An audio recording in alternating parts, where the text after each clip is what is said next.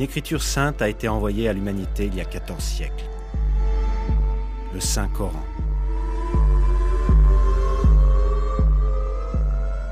Depuis le jour de sa révélation jusqu'au jour du jugement, il restera le seul et dernier guide pour l'humanité. Il y a d'innombrables preuves indiquant que le Coran est la parole de Dieu. Dans le premier film, nous avons étudié les preuves qui sont des miracles scientifiques du Coran. Dans ce film, nous allons continuer à examiner ces miracles scientifiques qui prouvent que le Coran est la révélation de Dieu. Nous allons voir qu'un grand nombre de faits scientifiques que nous n'avons été capables d'établir qu'en utilisant la technologie moderne, depuis les couches de la Terre jusqu'à la dérive des continents, et depuis le sexe d'un bébé aux particules subatomiques, ont été révélés dans notre livre saint il y a 14 siècles.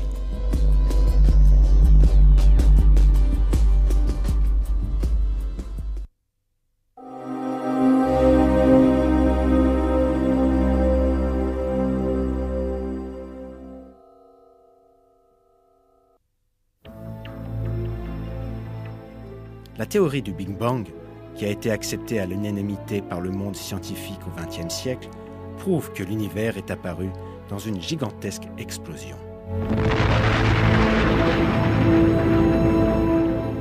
Un verset du Coran a révélé ce fait, il y a 1400 ans.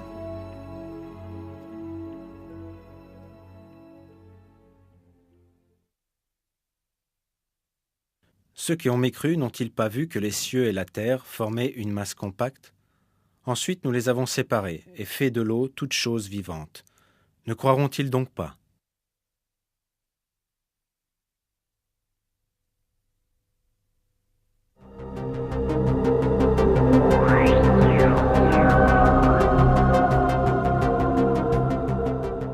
Le mot ratq, qui est traduit par former une masse compacte, signifie en arabe mélanger, fusionner dans le langage courant.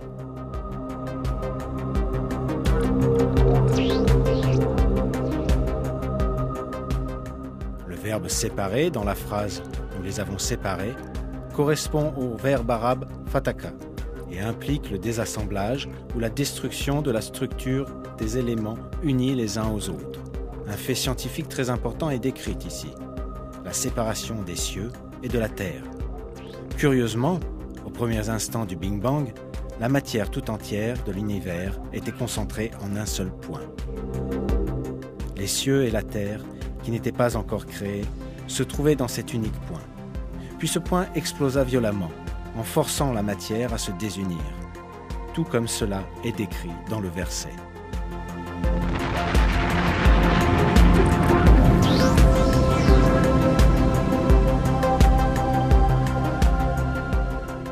Les gens vivant il y a 14 siècles ne possédaient bien sûr pas les connaissances scientifiques ou la technologie leur permettant de savoir que la Terre, le Soleil, la Lune et les étoiles, et tout ce qu'ils voient ou tout ce qui est invisible dans le ciel, étaient initialement unis en un seul point.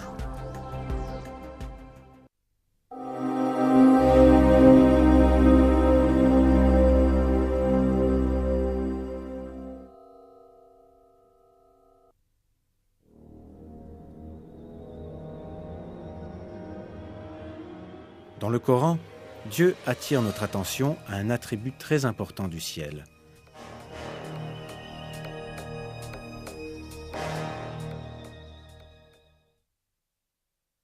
Nous avons fait du ciel une voûte protégée, et pourtant, il se détourne de nos signes.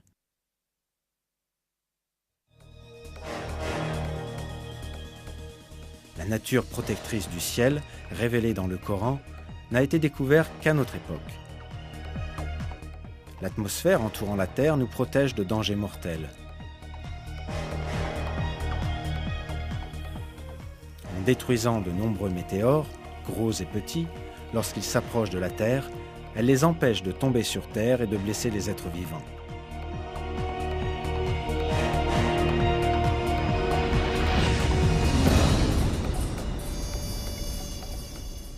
Elle filtre les rayons lumineux venant de l'espace qui sont nuisibles aux êtres vivants. Elle protège également la Terre du froid glacial de l'espace, dont la température est d'environ moins 270 degrés. En plus de l'atmosphère, il existe une autre couche formée par le champ magnétique de la Terre, qui sert de bouclier contre les radiations nuisibles qui menacent notre planète. Les ceintures de Van Allen. Grâce aux ceintures de Van Allen, les énormes émissions d'énergie appelées éruptions solaires qui surviennent fréquemment à la surface du Soleil ne détruisent pas la vie sur Terre. En bref, un système parfait est à l'œuvre bien au-dessus de la Terre. Il entoure notre monde et le protège contre les menaces extérieures. Il est frappant de voir que cela a été révélé il y a 1400 ans dans le Coran. Un autre verset traitant de la même information indique: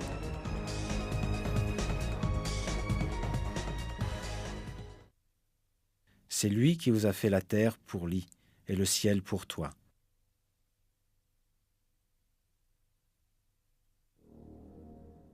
Ici, le ciel est décrit par le terme arabe al-sama bina. En même temps que le sens de dôme ou de toit, ce mot possède une autre signification. Il décrit aussi un type d'abri ressemblant à une tente utilisée par les bédouins arabes.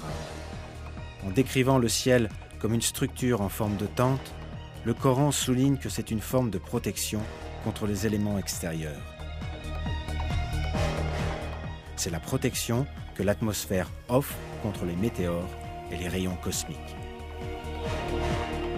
Tous ces faits montrent que cette information qui a été obtenue par l'humanité à la suite de longues recherches scientifiques a été communiquée dans le Coran il y a 1400 ans, quand il n'y avait aucun engin spatial ou télescope géant.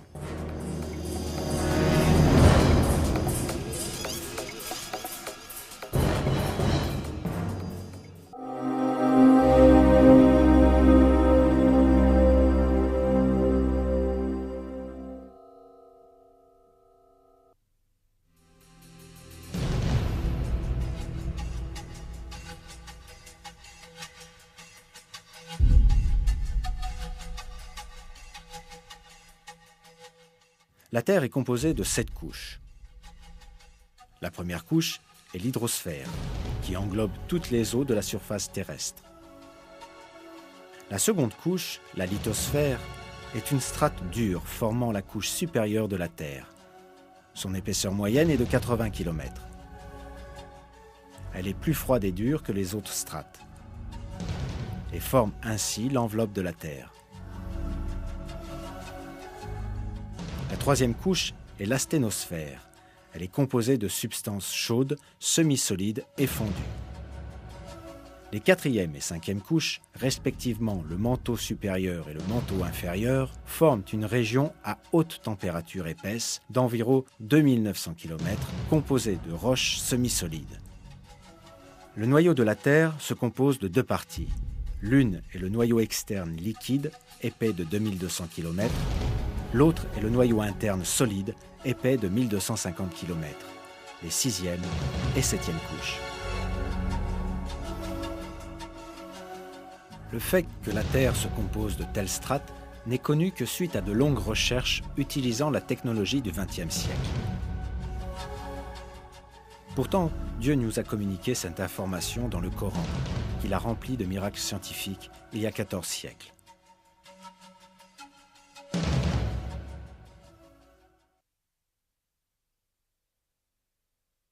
C'est Dieu qui a créé 7 cieux et autant de terres.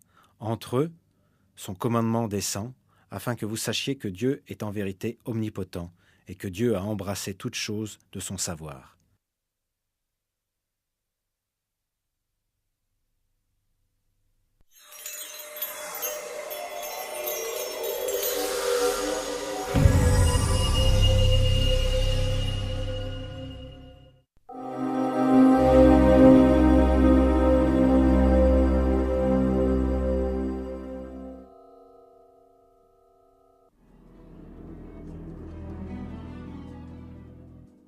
C'est au début du XXe siècle qu'un scientifique allemand, Alfred Wegener, proposa la thèse que les continents de la Terre étaient attachés les uns aux autres quand elle se forma, puis qu'ils dérivèrent dans différentes directions, les séparant ainsi au fur et à mesure de leur déplacement.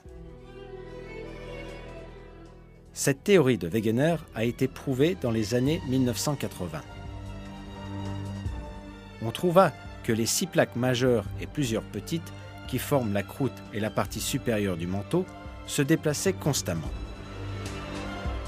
Selon la théorie appelée tectonique des plaques, ces plaques se déplacent sur Terre en transportant avec elles les continents et le plancher océanique. Ce déplacement a été mesuré de 1 à 5 cm par an. Par conséquent, cela produit des changements lents dans la géographie de la Terre. Chaque année, par exemple, l'océan Atlantique devient légèrement plus large. La science n'a découvert cela que très récemment. Le fait que cela a été révélé il y a 14 siècles dans le Coran est sans aucun doute un autre de ces miracles.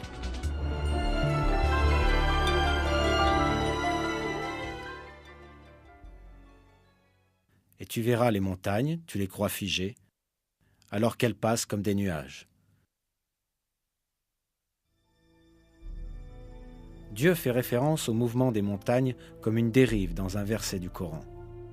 Aujourd'hui, les scientifiques modernes utilisent aussi le terme de dérive des continents pour ce mouvement.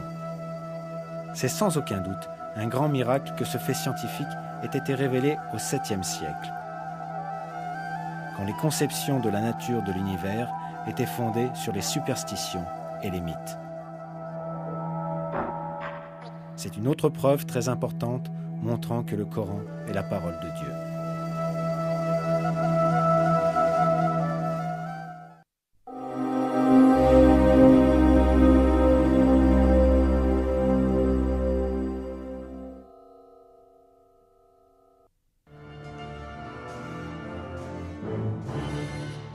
La couche externe de l'atmosphère de la Terre est composée d'un grand nombre de gaz et particulièrement d'oxygène.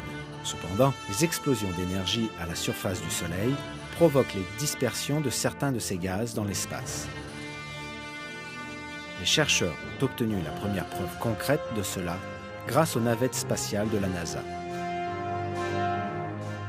On observa pour la première fois le fait que la Terre subit une perte de matière depuis ses couches externes les 24 et 25 septembre 1998.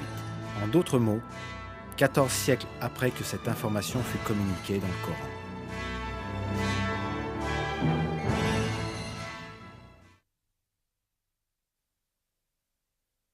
Ne voit-il pas que nous frappons la terre et que nous la réduisons de tous côtés?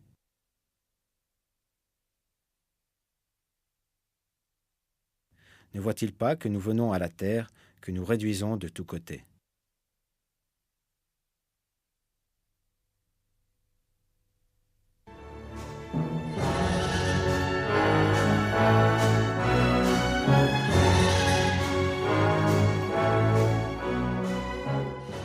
Ces versets peuvent aussi faire référence à des pertes de terre sous un autre aspect. Aujourd'hui, les calottes polaires fondent et le niveau de l'eau dans les océans augmente.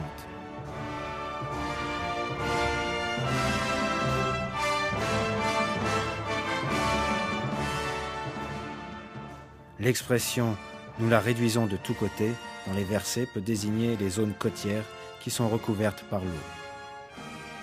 Bien sûr, Dieu sait mieux.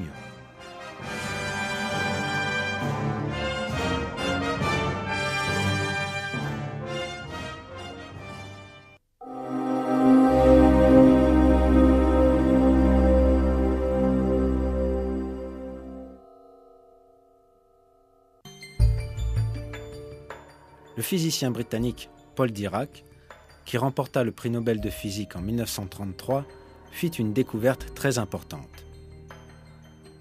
Cette découverte, connue sous le nom de parité, dévoila la dualité connue comme la matière et l'antimatière. L'antimatière a des caractéristiques opposées à celles de la matière.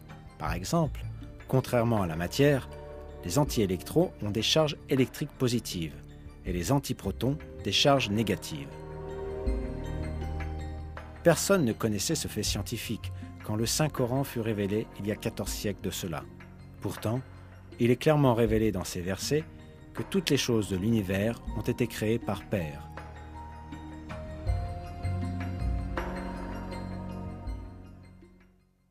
Louange à celui qui a créé tous les couples de ce que la terre fait pousser, d'eux-mêmes et de ce qu'ils ne savent pas.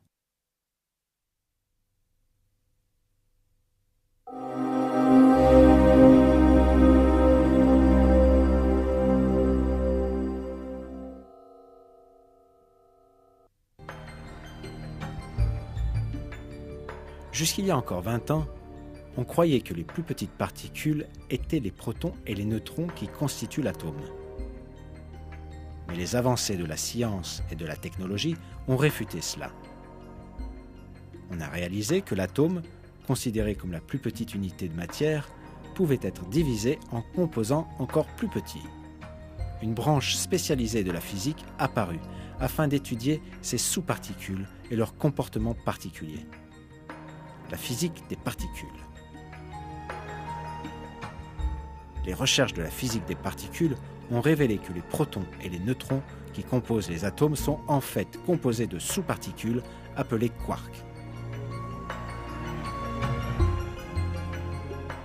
Ce fait n'est apparu qu'au cours du dernier siècle, mais il fut révélé dans le Coran.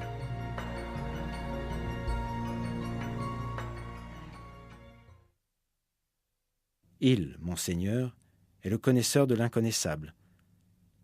Rien ne lui échappe, fût-il du poids d'un atome dans les cieux comme sur la terre, et rien n'existe de plus petit ni de plus grand qui ne soit inscrit dans un livre explicite. Dans un autre verset, Dieu nous dit « Il n'échappe à ton Seigneur ni le poids d'un atome sur terre ou dans le ciel, ni un poids plus petit ou plus grand qui ne soit déjà inscrit dans un livre évident. »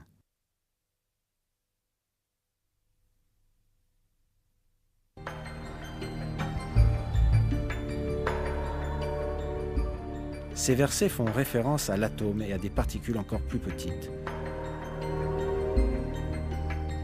Le fait qu'il existe même des sous-unités plus petites a été communiqué à l'humanité dans le Coran il y a 14 siècles.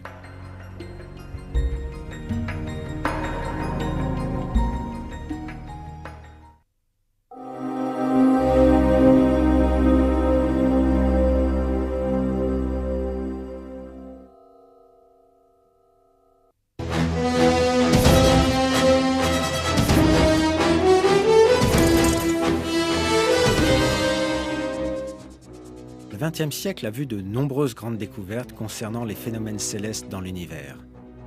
L'une d'entre elles est le trou noir.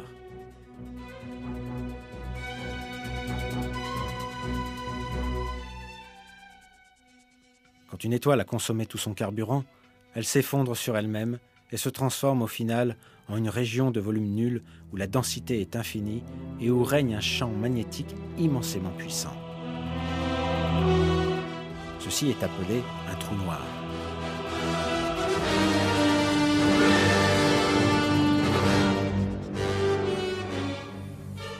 Nous ne sommes pas capables de voir les trous noirs, même avec le télescope le plus puissant, car leur force gravitationnelle est si puissante que même la lumière ne peut en réchapper.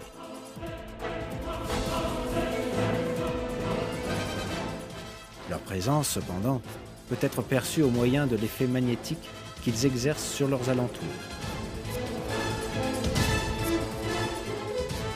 Dans le Coran, Dieu attire l'attention sur ce sujet de cette manière, en jurant sur la position des étoiles.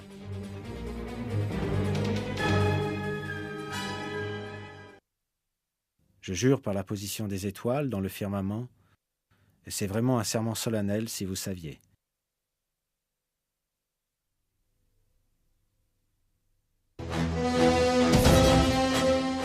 Toutes les étoiles massives exercent des champs gravitationnels dans l'espace.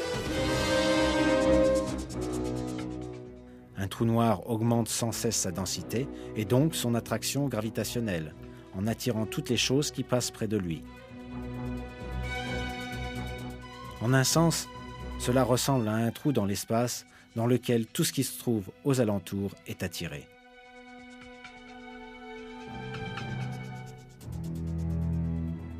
Cette information du Coran concernant les étoiles est aussi remarquable.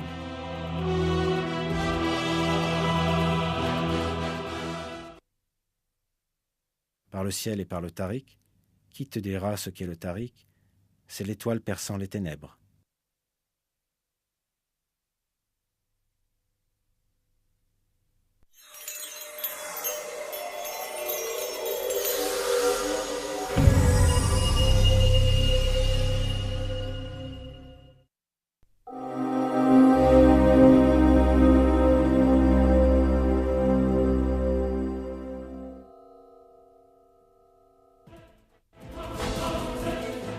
L'électricité.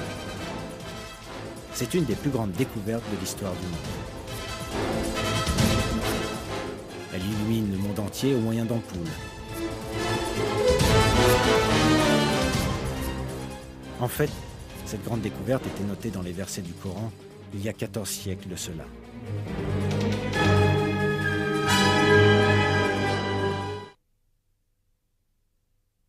Dieu est la lumière des cieux et de la terre.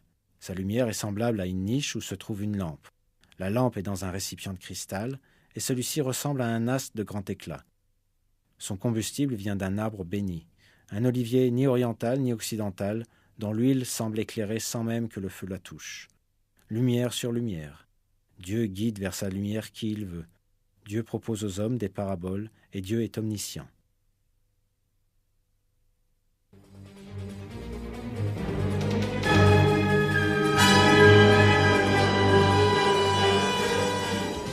Ce verset fait référence à quelque chose qui émet de la lumière. Il apparaît que ce corps fait miraculeusement référence aux ampoules utilisées pratiquement partout sur Terre à notre époque. Une ampoule est un corps qui brille comme une étoile et qui émet de la lumière à l'intérieur du verre, et cela est entièrement conforme à la description du verset. Le fait que le carburant utilisé par ce corps lumineux n'appartient ni à l'Orient ni à l'Occident peut être une indication qu'il n'a aucune dimension physique. L'électricité, le carburant de l'ampoule, est en réalité dans une dimension d'énergie et non dans une dimension matérielle. Contrairement aux lampes à huile et au gaz, les ampoules brûlent sans feu, ce qui est en accord avec la description fournie dans le verset. À la lumière de toutes ces informations, on peut en déduire que ces versets font référence aux ampoules, une invention des plus importantes. Bien sûr, Dieu sait mieux.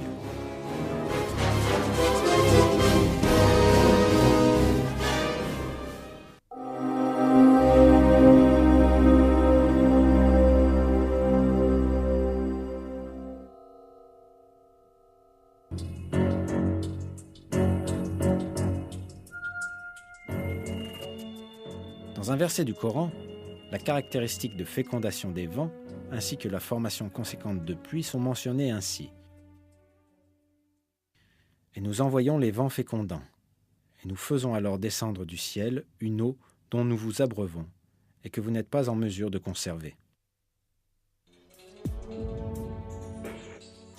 Ce fait indiqué dans ce verset n'était sûrement pas connu avant le début du XXe siècle. Jusqu'alors, la seule relation connue entre le vent et la pluie était que c'était le vent qui dirigeait les nuages. Mais les découvertes météorologiques modernes ont démontré le rôle fécondant du vent dans la formation de la pluie.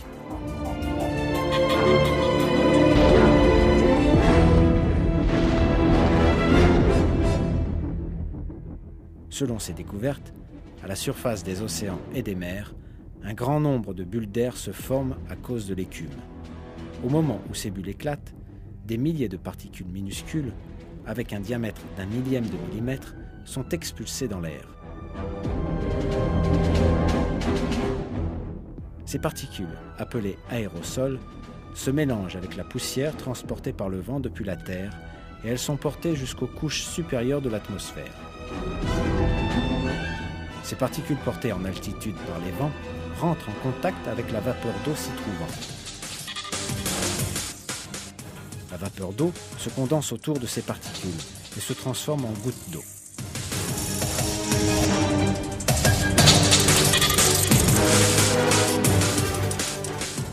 Ces gouttes d'eau se rassemblent et forment des nuages. Et ensuite, elle tombe sur Terre sous forme de pluie. Pour résumer, la formation de pluie survient quand les vents fécondent les nuages avec les aérosols, de la même manière que ce qui a été révélé dans le Coran, à une époque où les hommes ne connaissaient pratiquement rien des phénomènes naturels.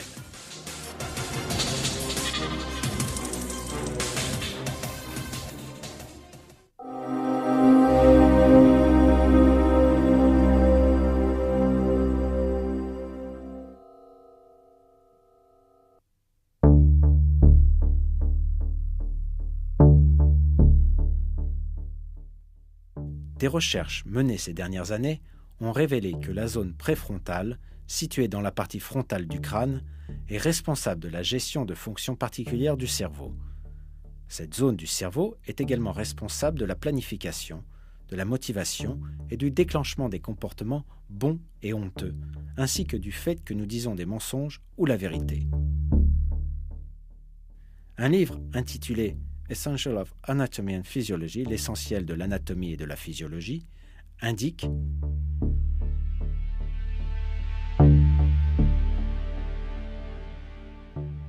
en relation avec son implication dans la motivation, on pense que la zone préfrontale est aussi le centre fonctionnel pour les agressions.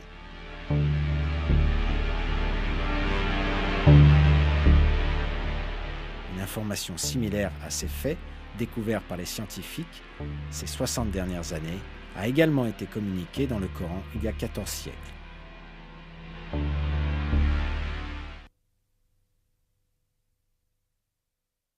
Mais non, s'il ne cesse pas, nous le saisirons certes par le toupet d'un menteur, d'un pécheur.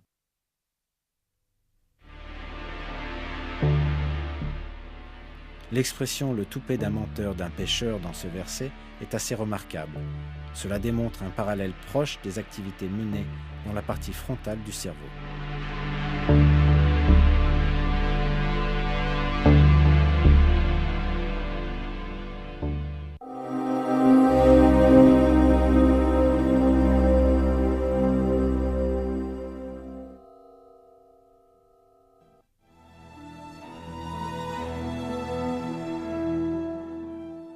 Qu'est-ce qui détermine le sexe d'un enfant à naître? Selon le Coran, la réponse réside chez le père. La masculinité ou la féminité est créée à partir d'une goutte de sperme quand elle est éjaculée. Le sexe est déterminé par les spermatozoïdes de l'homme et la femme n'a aucun rôle dans ce processus. Les versets qui nous parlent de cela sont les suivants.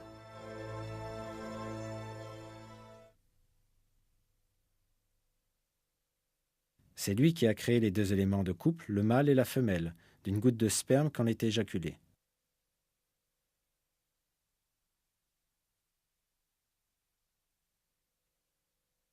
N'était-il pas une goutte de sperme éjaculée, ensuite une adhérence? Puis Dieu l'a créé et formé harmonieusement. Puis on a fait alors les deux éléments de couple, le mâle et la femelle.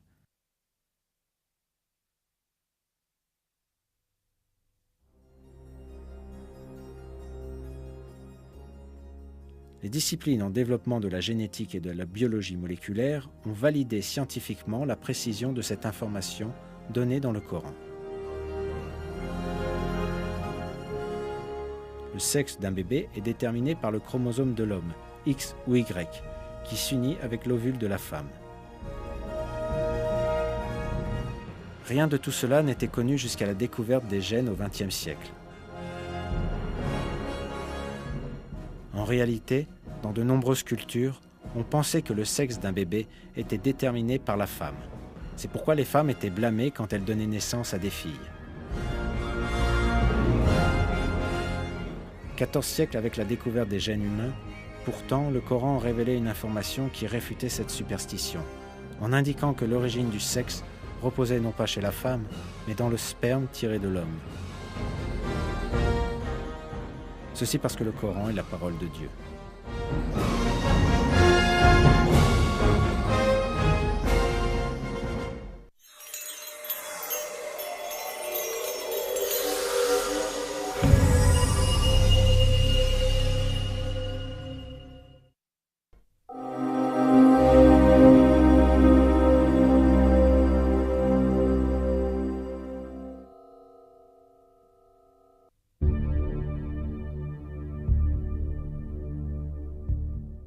Quand le spermatozoïde de l'homme s'unit avec l'ovule de la femme, l'essence du bébé à naître est formée. Cette cellule unique est connue sous le nom de zygote. Elle commencera immédiatement à se reproduire en se divisant, et elle deviendra finalement un morceau de chair appelé embryon.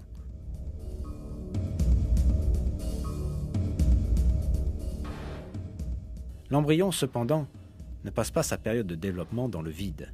Il s'accroche à l'utérus, comme des racines se fixent fermement à la terre par leurs vrilles. À travers ce lien, il peut obtenir les substances essentielles à son développement depuis le corps de la mère. Ici, un miracle important du Coran est révélé. En parlant de l'embryon qui se développe dans l'utérus de la mère, Dieu utilise le mot « alaq » dans le Coran.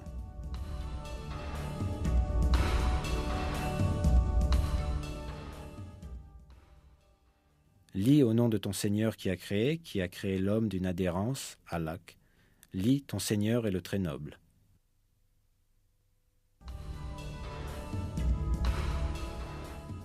La signification du mot alaq en arabe est une chose qui s'accroche à un endroit.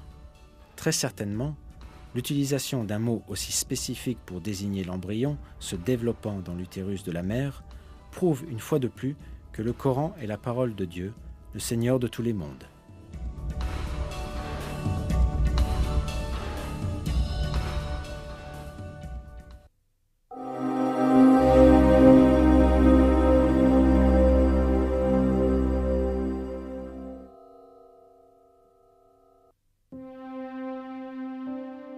Une autre information importante fournie dans les versets du Coran concerne les étapes du développement d'un être humain dans l'utérus de la mère.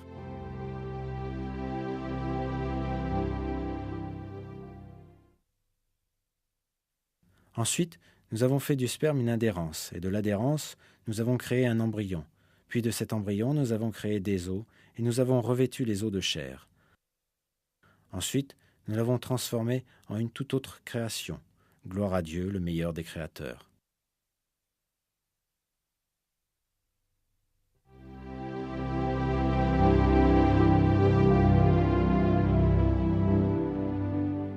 Il est clairement énoncé dans ces versets que dans l'utérus de la mère, les os se développent en premier, puis les muscles se forment et les recouvrent.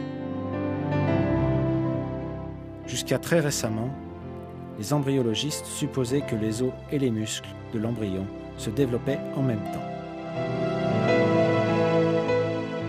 Pourtant, des recherches conduites grâce au nouveau développement technologique ont produit des conclusions qui correspondent exactement à ce qui est décrit dans le Coran.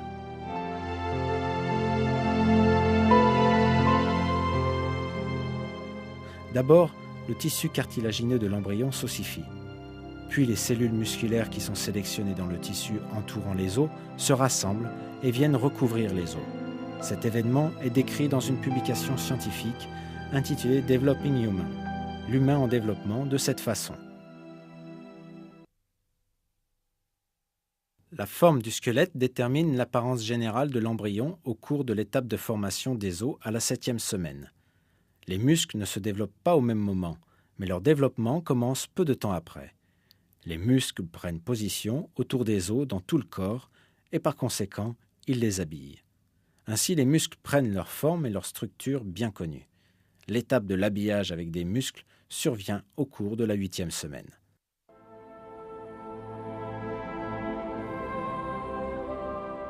En bref, les étapes du développement de l'homme, comme décrites dans le Coran, sont en parfaite harmonie avec les découvertes de l'embryologie moderne.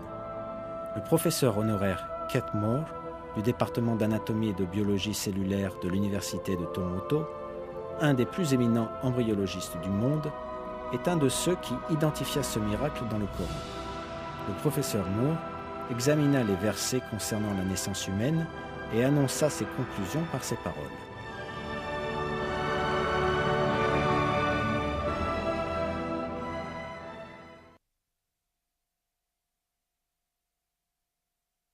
Il m'a été très agréable d'aider à clarifier les indications du Coran concernant le développement humain. Il est clair à mes yeux que ces indications doivent avoir été communiquées au prophète Mohammed, paix et bénédiction sur lui, par Dieu ou Allah, car la plupart de ces connaissances n'ont été découvertes que plusieurs siècles plus tard. Cela prouve à mes yeux que le prophète Mohammed, paix et bénédiction sur lui, a dû être un messager de Dieu ou Allah.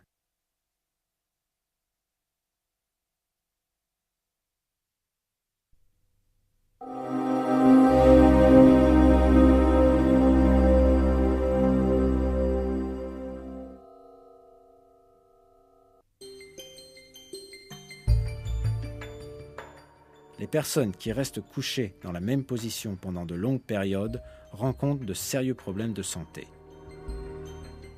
À cause de la pression constante exercée sur un endroit du corps quand on ne bouge pas pendant une longue période, les vaisseaux sanguins se contractent et ils peuvent se fermer totalement. Suite à cela, l'oxygène et les autres nutriments transportés par le sang n'atteignent plus la peau et celle-ci commence à mourir. Cela provoque l'apparition de plaies sur le corps. Ces plaies sont connues sous le nom de plaies du lit ou plaies de pression. Ces plaies, qui se forment sous la peau ou les tissus, peuvent atteindre de graves dimensions si elles ne sont pas traitées.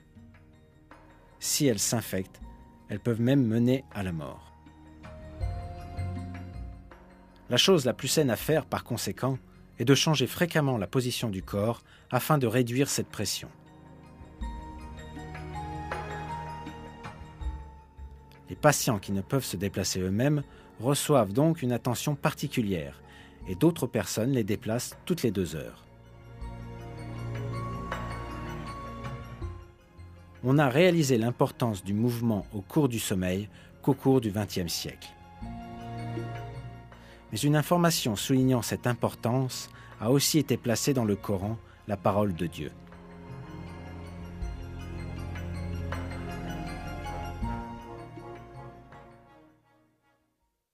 Et tu les aurais crus éveillés alors qu'ils dorment. Et nous les tournons sur le côté droit et sur le côté gauche. Le verset ci-dessus fait référence aux compagnons de la caverne, lesquels restèrent endormis pendant des centaines d'années.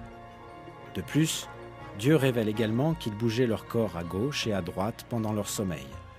Le fait que ces données médicales qui ont été découvertes au cours de notre propre siècle étaient notées dans le Coran est sans aucun doute un autre de ces miracles.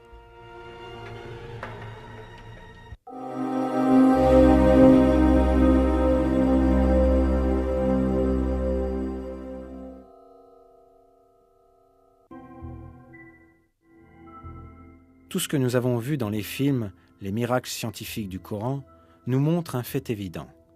Le Coran est un livre qui renferme des informations qui se sont révélées et qui se révèlent vraies. Des faits concernant des sujets scientifiques, des faits que personne ne pouvait connaître à l'époque de la révélation du Coran, sont annoncés dans ces versets. Il est impossible que telles informations aient pu être connues avec le niveau de connaissance et de technologie disponible au 7e siècle en Arabie.